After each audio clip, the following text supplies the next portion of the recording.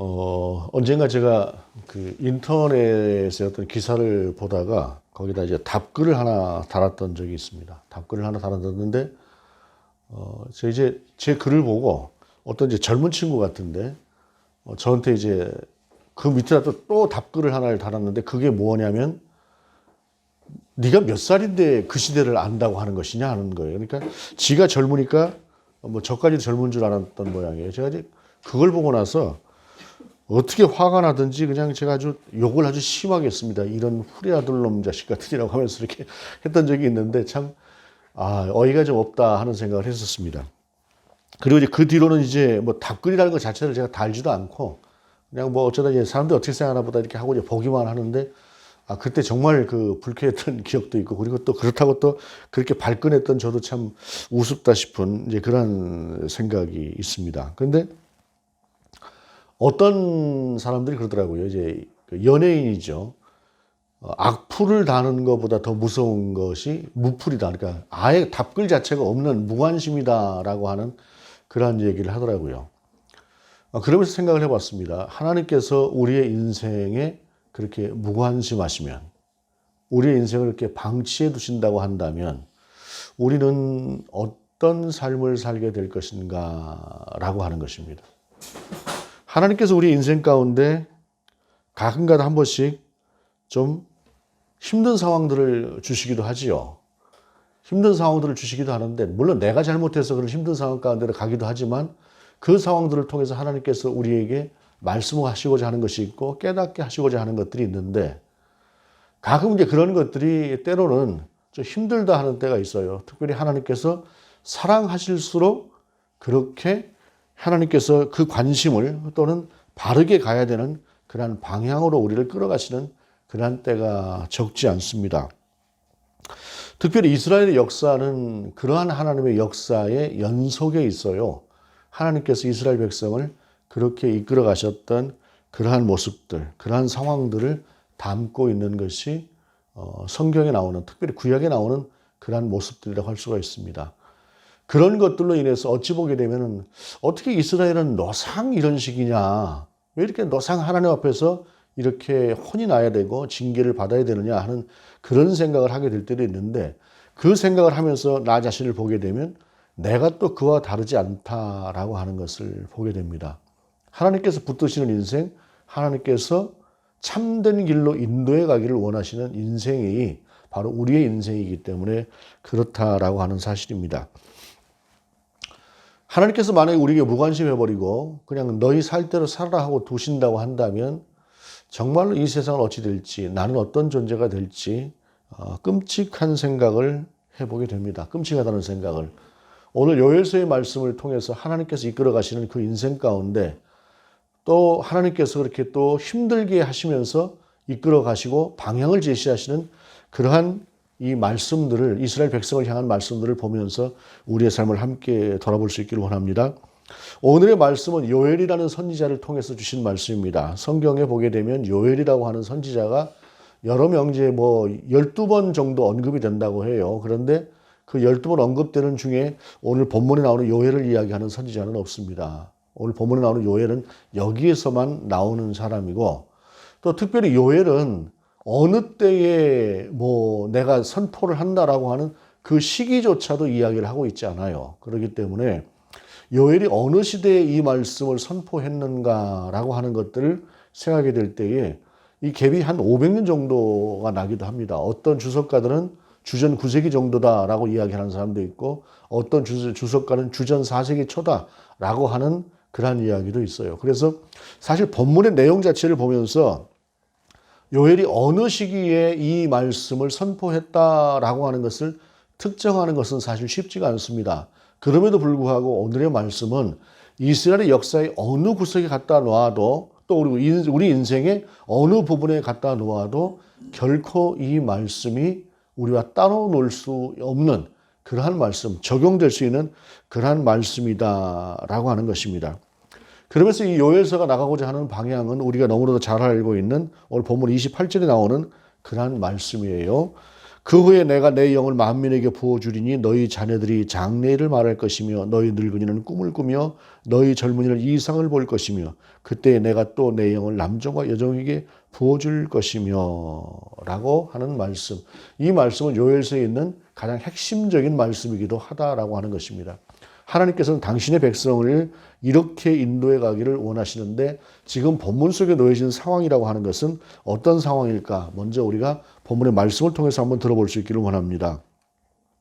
23절에 보게 되면 시온의 자녀들아 너희는 너희 하나님 여호와로 말미암아 기뻐하며 즐거워할지어다. 그가 너희를 위하여 비를 내리시되 이른 비를 너희에게 적당하게 주시리니 이른 비와 늦은 비가 예전과 같을 것이라 라고 말씀하고 있습니다. 현대를 살아가는 우리에게 있어서 비라고 하는 개념은 어떤 개념일까요? 오늘도 비가 왔습니다. 비가 왔는데 비는 어떤 분에게는 참 귀찮은 것 같은 느낌이 들 수도 있고 또 어떤 분에게는 낭만적일 수도 있을 것입니다. 그런데 이 비가 농사하고 관계가 되는 것들을 우리가 생각해 본다고 할 때에 이 비가 내리지 않는다고 한다면 가뭄이 들 수밖에 없고 가뭄이 든다고 한다면 결국엔 농사를 포기할 수밖에 없는 것이 우리가 살아가는 삶의 부분입니다. 요즘 같은 경우에는 그래도 저수지라고 하는 것들을 잘 해놔서 또 댐이라고 하는 것들을 많이 두어서 비가 웬만큼 오지 않는 그런 가뭄이 된다고 할지라도 크게 문제가 되지 않을 만큼 좀 우리가 넘어갈 수 있는 그런 부분들이 있어요. 해결할 수 있는 부분이 있습니다. 물론 그럼에도 불구하고 가뭄이라고 하는 것은 이 온전하게 일반적으로 넘어가던 그런 사이클에서 벗어나는 것으로 말미암아 농사라고 하는 것이 뭐 타들어가고 힘들어가는 것이 없지는 않습니다만 그래도 전체적인 것들을 볼 때에 예전처럼 그렇게 힘든 상황은 아니다라는 것입니다. 예전은 그야말로 비가 내리지 않는다고 한다면 그냥 흉년이 들게 되면은 그야말로 많은 사람들이 기근 속에 죽어갈 수밖에 없었던 그런 상황이었는데 이스라엘 같은 경우는 특별히 이 비라고 하는 것이 우리나라의 비하고는 조금 더 달라요. 왜냐하면 우리나라는 그래도 흘러가는 강물 속에서 물기를 내고 그 물기를 내서 물을 끌어올 수 있는 도랑으로 물을 끌어올 수 있는 그러한 여건들이라고 하는 것이 있는데 이스라엘 같은 경우는 우리가 천수답이라고 하는 것 알지 않습니까? 비가 내려야만 농사를 지을 수가 있는 것. 어디서도 물을 끌어들일 수가 없는 오로지 하늘에서 내리는 비에 의해서만 농사를 지을 수가 있는 그러한 것들을 천수답이라고 이야기를 하는데 저기 남해나 또는 뭐 지리산 근처 같은 데 가보면 그 산에 다락론처럼 이렇게 만들어 놓은 산들도 그러한 이 천수답이라고 할 수가 있습니다. 이스라엘 같은 경우는 오로지 이 천수답처럼 내리는 비에 의지해서만 농사를 지을 수밖에 없어요. 그나마 그 비 자체도 적습니다. 그래서 이스라엘을 보게 되면은 이 광야 같은 경우에 그래도 식물이 자라기도 하는데 어떻게 자라느냐? 그게 이슬에 의해서 자라요. 이슬에 의해서. 낮과 밤의 그 기온차, 그 불어오는 바람이라거나 이런 것들이 영향에 의해서 이슬이 생기지 않습니까? 그 이슬을 먹고 그나마 식물이 자라기도 한다는 것입니다. 그래서 이스라엘은 비가 내려야 되고 그리고 이슬이라고 하는 것이 내려야 이슬이라고 하는 것이 맺혀야 농사가 또 지어지는 그래서 이 비하고 이슬에 의해서 농사가 지어질 수밖에 없는 그런 땅에서 사실 이슬이라고 하는 것은 뭐 제한적이죠. 아주 적은 것이고 그냥 근근히 어떤 것들을 영위할 수 있는 정도라고 한다면 이 비라고 하는 것은 하나님께서 그 비를 막아버리면 그냥 아무것도 할 수가 없는 상태가 이스라엘인데 오늘 본문을 보게 되면 하나님께서 그 비를 막아버리셨다라고 하는 사실을 우리가 발견하게 되는 것이에요. 그래서 하나님께서 그 비를 적당하게 너희에게 내려주게 하겠다라고 하는 것입니다.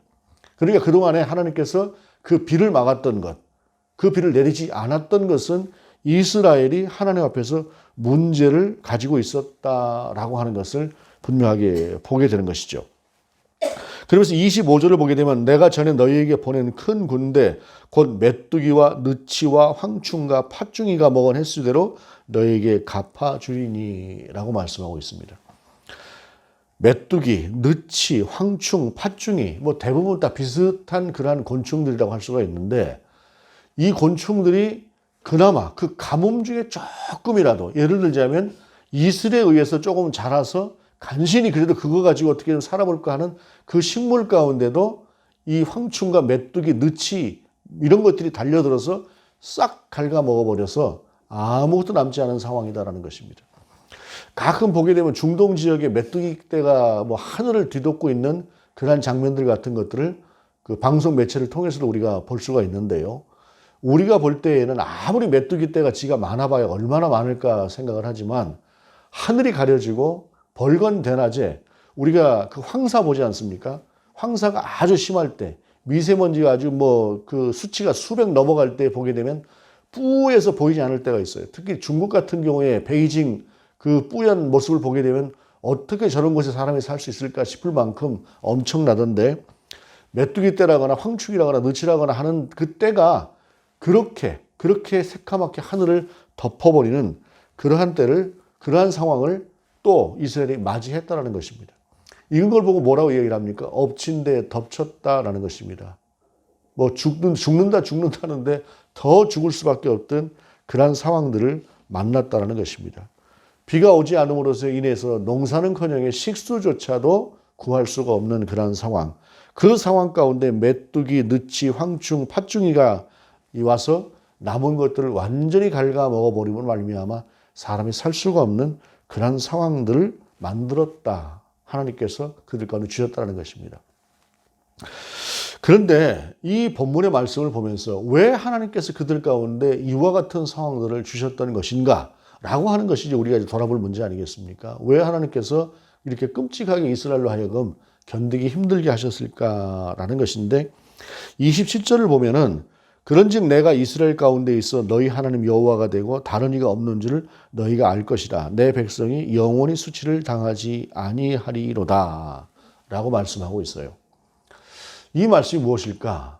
이 말씀을 보게 되면은 다른 이가 없는 줄을 너희가 알 것이다. 라는 것은 이스라엘 백성이 지금 다른 이가 있다고 생각을 하고 다른 이를 좀 찾아보고 있고 자꾸 딴 데로 눈을 돌리고 있다라고 하는 것을 이 본문의 말씀을 통해서 우리가 짐작해 볼 수 있는 부분이에요. 이 말씀이 무엇이냐면 특별히 오늘 본문이 농사하고 관련된 그러한 속에서 말씀을 우리 가운데 주시고 있는데 이스라엘 백성들이 농사를 짓다 보니까 어쩔 때는 비가 안 오기도 하고 힘들어져요. 그러니까 비가 안 오면은 농사를 다 망치는 것인데 그러한 상황 가운데서 비가 여러 날 오지 않습니다. 그러면 어떻게 합니까?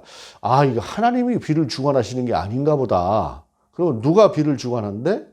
바알이라고 하는 신이 주관을 한대 하면서 옆에서 슬쩍 바알을 끼워 넣는 것이죠. 그러면은 그럼 바알에게 기도해야 되겠네 하면서 바알을 찾아가고 바알을 바라보면서 어쩌다가 예를 들어서 이제 바알을 향해서 이제 뭐 하나님 내려놓고 바알을 향해서 예를 들어서 치송을 드린다거나 하는 그러한 모습을 보인다는 것이죠. 하나님 보시기에 어땠을까요? 저놈들이 나를 찾지 않고 바알을 찾아간다는 말이야?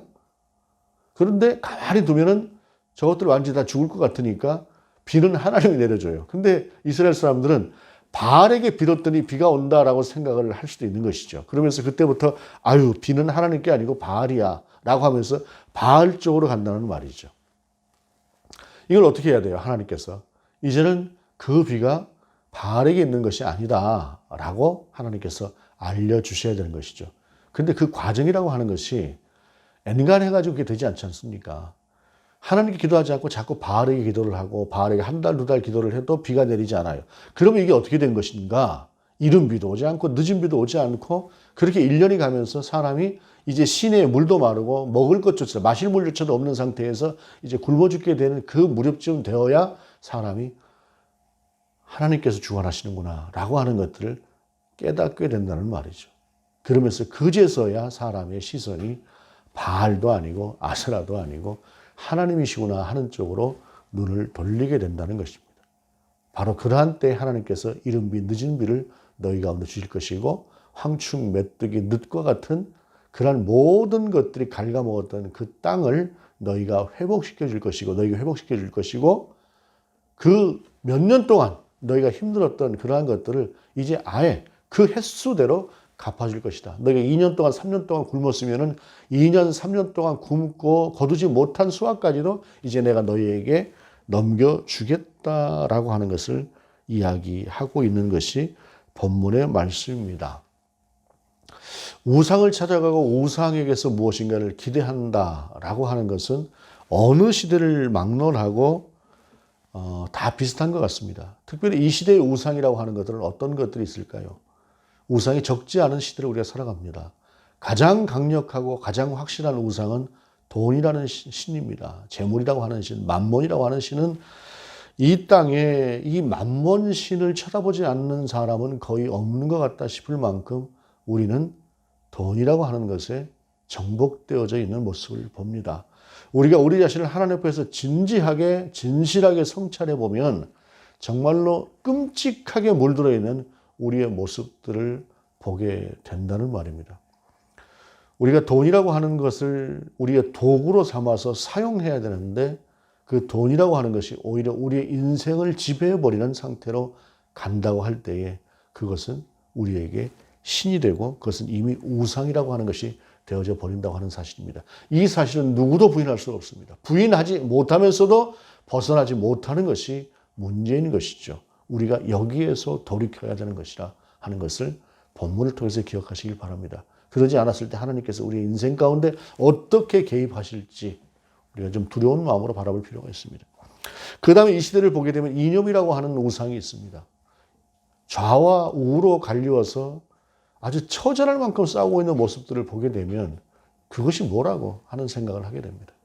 좌가 중요하고 우가 중요합니까? 그것이 무엇이 중요합니까? 우리는 하나님이 중요한데 하나님보다 이념이 더 중요한 시대를 우리가 살아가고 있습니다. 교회가, 목사가, 성도가 그런 모습을 보이고 있는 시대를 살아갑니다.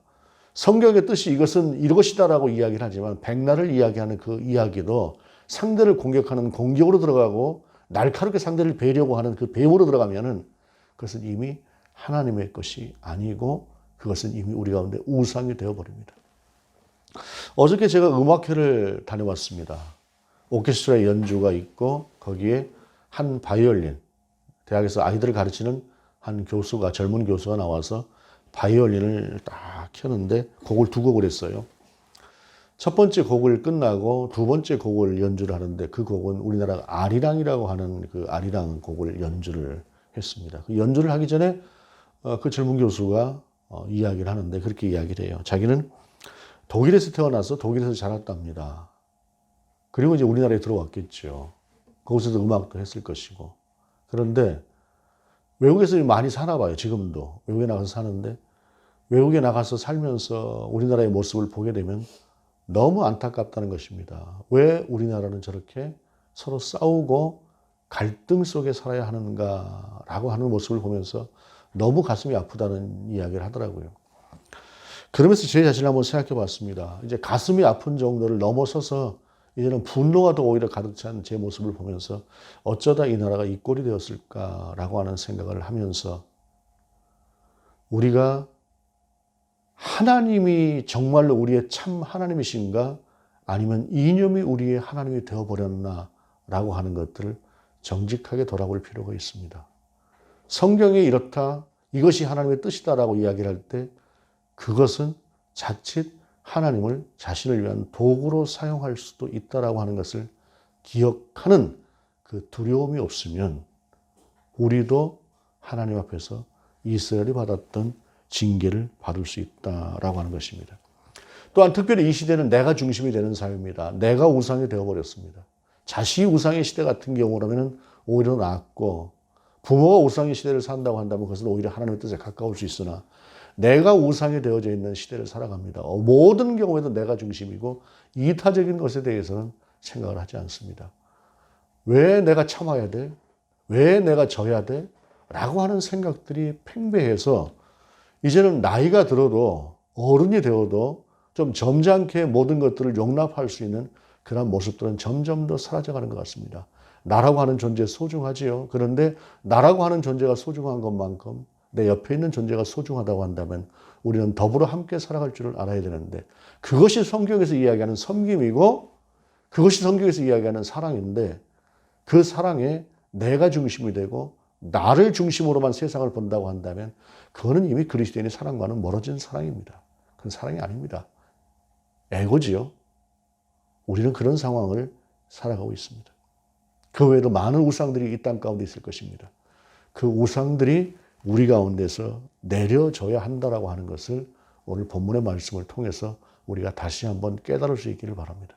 하나님이 우리 중심 가운데 오시고 내가 하고 싶은 말이 있어도 내 속에 설사 옳은 것에 대한 분노가 있어도 그것이 갈등과 분열을 일으키는 것이라고 한다면 그것을 삼킬 줄 아는 것, 그것이 하나님을 사랑하는 사람, 하나님이 원하시는 그러한 삶의 자세라고 하는 사실을 기억하실 수 있기를 바랍니다. 이것이 쉬운 것은 결코 아닐 것입니다. 모두가 다 볼 때 지고 싶지 않고 손해보고 싶지 않고 나도 무엇인가 좀 중심이 되고 싶고 나를 중심으로 통해서 대접받고 싶고 누구나 다 그렇죠. 그러나 그런 세상에서 주님은 우리 가운데 섬김을 이야기하시는 주님 아니십니까? 이것을 우리가 기억할 필요가 있다고 하는 사실입니다.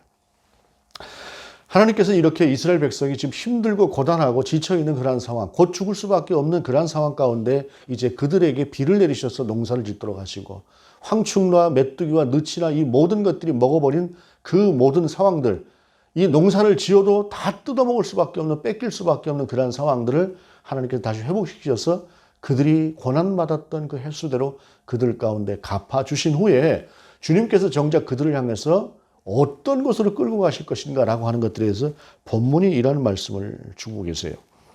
28절에 보게 되면 그 후에 내가 내 영을 만민에게 부어주리니 너희 자녀들이 장래일을 말할 것이며 너희 늙은이는 꿈을 꾸며 너희 젊은이는 이상을 볼 것이며 그때 내가 내 영을 남종과 여종에게 부어줄 것이며 라고 말씀하고 있습니다.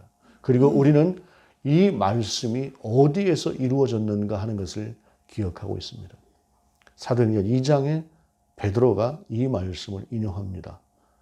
성령이 임하신 후에 성령이 우리의 삶 가운데 개입하기 시작하는 그 순간에 이 말씀이 이루어졌다라고 베드로가 선포를 하시는 것입니다. 그리고 우리는 그 선포가 이루어진 시대, 이 약속의 말씀이 이미 이루어진 시대를 살아가는 사람들입니다.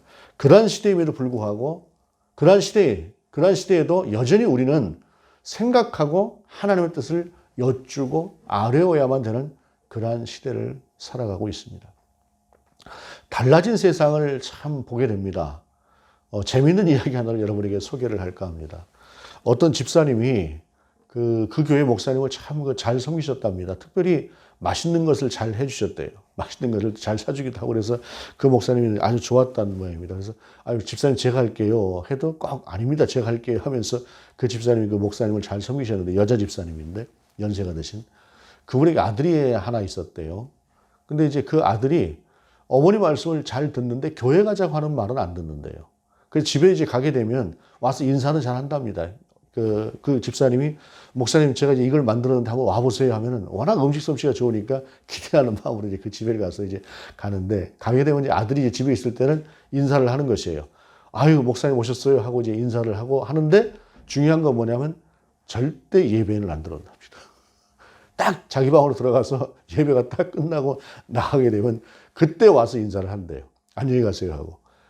몇 년 동안 그렇게 했답니다. 그러는 중에 어느 날 교회에서 제주도를 가게 될 일이 있었는데 연세 드신 이제 집사님들 모시고 제주도를 가게 될 때에 그 집사님들이 모시고 제주도를 갔대요. 근데 가게 될 때에 그 집사님 몸이 좀 상당히 안 좋으셨답니다. 그래서 목사님 저는 못 갈 것 같아요. 그랬더니 그 집사님 제가 업고라도 다닐 테니까 같이 가세요 해가지고 같이 이제 제주도를 간 거예요. 근데 그게 마지막이었어요. 이분이 이제 큰 병이 들어서 회복이 될 수가 이미 없었는데 그걸 몰랐던 거죠. 근데 평소에 아들한테 그랬대요. 제주도 가보는 게 소원이라고. 그 제주도가 뭐라고 그런 이야기를 했는데 이 권사님이 이제 집사님이 결국 회복을 못하고 돌아가셨어요. 돌아가셨는데 기독교장으로 해야 될 거다라고 하는 생각을 했는데 아들이 뭐 예수를 안 믿으니까 어떻게 할까 싶었는데 아들이 목사님 기독교장으로 해주세요 그러더래요. 그래서 그 아들하고 같이 기독교장으로 예배를 드렸답니다. 그리고 이제 장례가 딱 끝났는데 장례가 끝나고 나면 이제 주일날 예배 시간에 이제 인사를 하러 올 줄 알았는데 인사를 안 오더래요. 그러더니 이제 평일날 그 아들이 찾아왔더랍니다. 목사님, 제가 어머니가 제주도를 그렇게 가보고 싶어 하셨는데 그 소원을 저는 못 들어드렸어요. 그런데 교회가 그 소원을 들어주시고 목사님이 그 소원을 들어주신 거 보니까 하나님이 계신 것 같기는 합니다. 그런데 저는 믿어지지가 않아요. 그러면서 하는 얘기가 그런데 우리 어머니가 믿었던 그 하나님께 저도 무엇인가를 해드리고 싶어요. 그러면서 하는 얘기가 제가 교회 청소를 좀 하고 싶습니다. 그러더래요. 그래서 이제 교회 청소를 한다고 하기에 그렇게 안 하셔도 된다고 하는데 아니 근데 그렇게라도 제가 하고 싶어요. 그래서 그때부터 교회 청소를 이 젊은이가 하기 시작을 한 거예요. 근데 이제 딱 그 예배 시간 얼마 전에 와가지고는 교회 뭐 입구나 이런 데를 깨끗하게 청소를 해놓고 예배 시간이 되면 집으로 간대요. 예배는 안 드려요. 예배는 안 드려요. 그리고 이제 예배가 딱 끝나고 나면은 끝나고 나왔을 때 사람들이 다 돌아가고 나면 와서 마무리해서 청소를 딱 하는데 이게 몇 년 동안을 지금 그렇게 하고 있답니다. 근데 몇 년 동안 예배는 한 번도 안 드리고 있대요. 참 이런 상황들이라고 하는 것들이 예사롭지 않은 상황 아닙니까? 그런 상황도 있어요. 그런 상황도. 그럼에도 불구하고 그 목사님 하시는 말씀이 그래요. 하나님께서 이 사람을 붙들고 이 젊은이를 붙들고 계신 것 같다. 그건 자기 자신이 느낀다는 것입니다. 여러분 우리 어머니가 소원이었던 그 소원을 교회가 들어줬으니 저도 이제 예수 믿을게요 하고 교회를 나오고 예수를 믿으면 얼마나 좋겠습니까만 그게 안 되기도 해요. 그게 안 되기도. 그 세상이 그렇다는 것입니다. 우리가 모든 것들을 일률적으로 이거는 이거다라고 하는 식으로 보면은 세상을 이해하기 어렵습니다. 세상은 그만큼 복잡하고 다양합니다. 하나님의 역사 또한 그렇습니다. 저는 그 청년이 결국엔 예수를 믿었으면 참 좋겠다. 잠깐이라도 그렇게 기도를 했습니다. 그러나 어쩌면 그 청년이 끝내 예수를 안 믿을 수도 있지 않겠는가 하는 그런 두려움도 있었습니다. 아마 그 교회 목사님이 열심히 기도하셔야 될 것 같다는 생각을 했어요. 기도가 얼마나 강력한가? 그 기도는 역사를 바꿉니다. 기도만이 역사를 바꿀 수 있다고 해도 과언이 아닐 만큼 기도는 그렇습니다. 지난주에 제가 상당히 유명한 배우를 만날 일이 있었습니다. 이제 그 방송 프로그램 중에 저도 잠깐 이제 나오게 됐었는데 상당히 유명한 그 배우가 나와서 이야기를 하다가 그런 얘기를 해요. 방송을 나갔으니까 여러분들 들으신 분들도 있을 수도 있겠습니다. 자기가 이제 어머니라고 생각하는, 어머니라고 부르는 그런 이제 그 탤런트가 있는데 요즘 굉장히 유명한 탤런트예요.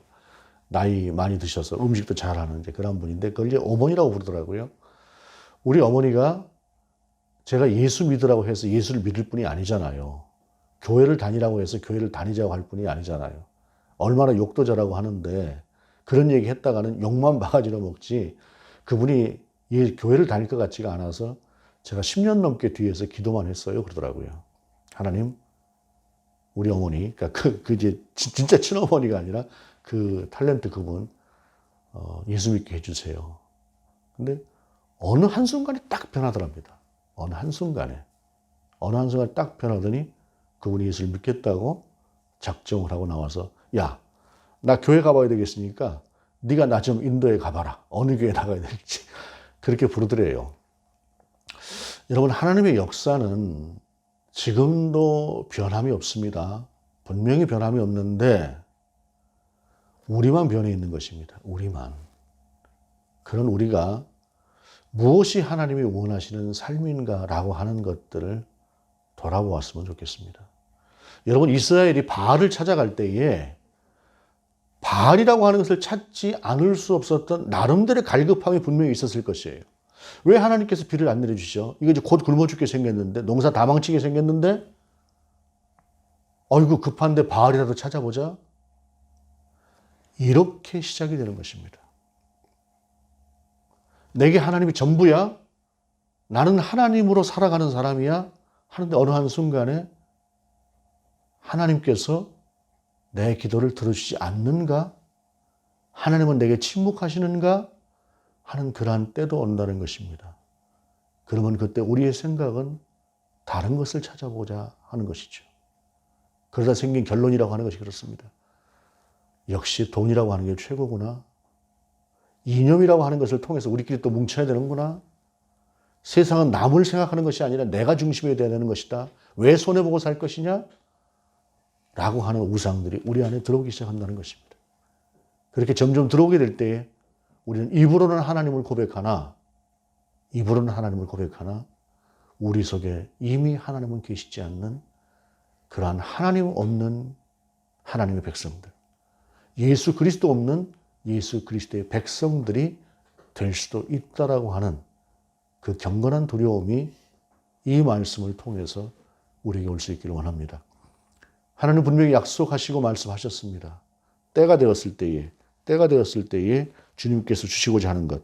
그 후에 내가 내 영을 만민에게 부어주리니 너희 자녀들이 장래일을 말할 것이며 너희 늙은이는 꿈을 꾸며 너희 젊은이는 이상을 볼 것이며 그때 내가 또 내 영을 남종과 여종에게 부어줄 것이며 그 충만한 성령의 역사, 그 부어주시겠다고 하는 그 성령의 역사가 이미 내게 임하였고 우리가 그런 성령의 시대를 살아가고 있습니다.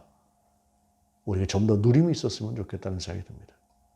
우리 안에 바알과도 같은 어떤 우상들이 있는지 그것들을 내려놓고 좀 더 하나님께로 한 걸음 나아가는 그 나아감을 통해서 우리가 이 시대 가운데 좀 더 풍성한 그리스도인, 정말로 하나님이 살아서 역사하신다고 하는 것을 내가 내 삶으로 증거할 수 있는 그러한 그리스도인들이 될 수 있기를 원합니다.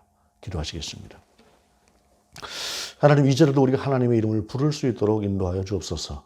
어떤 경우에도 우리가 그리스도인임을, 하나님의 백성임을, 하나님의 뜻을 따라 살아야 되는 사람들임을 잊지 않도록 인도하여 주옵소서. 하나님, 우리가 너무 멀리 왔다고 한다면 이 시간 기도하옵기는 성령께서 우리를 붙들어 주셔서 우리를 좀 더 가까이 당겨 주시옵소서. 그렇게 우리가 주님과 함께하는 그러한 삶을 살 수 있도록 인도하여 주옵소서. 주 예수 그리스도 이름으로 기도드립니다. 아멘.